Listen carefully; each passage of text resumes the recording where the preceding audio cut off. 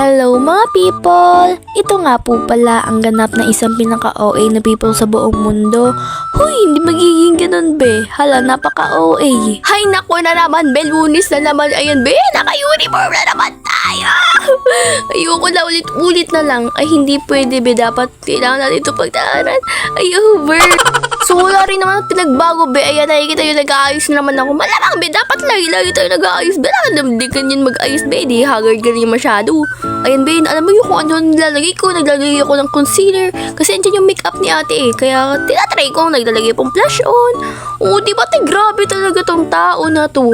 Maganda ka na, Jarot, hindi pa yan enough. Huy! And alam nyo ba, may bago nga talaga akong bag. Binigay nga talaga sa akin yan nila ate. Super mahal nga yan.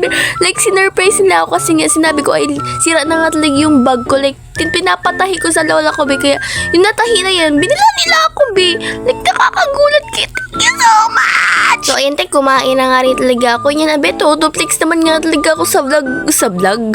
Sa bag ko, be. Like, ang ganda naman kasi. Tapos, pink pa. Tapos, be, first time ko tong bag na hawk, be. Like, be, ang mahal nito, be. Kaya ayoko tong masira, be. At pagkadating ko nga talaga dito sa school, ay maya-maya nga is mag-i-start na naman nga talaga ang flag ceremony, be. Kasi may oras na naman, be. Kaya isa araw pa talaga ng ano, charot. And ayan, sa mga oras na nga na yan, is tanghali na nga talaga, kaya kakain na naman tong tao na to. Kaya hindi ka kumain, charot. Ayan, be, nakabalik na nga talaga ako sa room niyan. Tapos eto nga talaga, be, feel niya yung likod, parang yung sa likod ng ano niya, ng buhok. Like, ang ganda ng pagka-curl, ganun, kasi nga layered. Tapos ayan, gumagawa nga talaga dyan si Chandler ng collage, kagrupo ko nga talaga yan.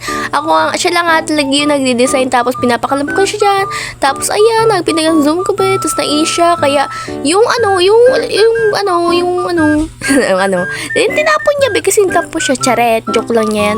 Ayan, be, binibidyohan ko nga talaga dyan si Chandler kasi be, may performance nga talaga kami niya sa English pero sila nga talaga yung nauna.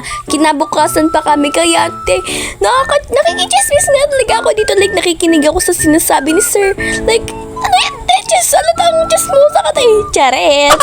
And ayan, nakikita nyo na nagpalit akong damit kasi nga may practice naman kami niya sa DLC. So, kailangan nga raw daw nakapants. Pero hindi naman kami lahat nakapants, be. Yay! Practice na naman. Tapos, alam nyo ba, super hirap na hirap talaga ako sa vlog. Like, hindi ko alam kung bakit. Sana may talenta na ako sa pagpa-vlog. Like, super galing. Pero hindi ko kaya kung paano. Over. Kasi kailangan na nga talaga namin mag-vlog na sanay na nga talaga ako sa baton. Sana nga'y matuto ako ka. Sana babaan niyo yung pasensyaan niyo sa akin kapag nagtuturo kayo. Kaya hanggang dito na nga rin talaga magtatapos itong video na to. Bye-bye! Salamat sa panonood mga people. Magugubi na nga talaga ang pinaka-OA ni people sa buong mundo, be.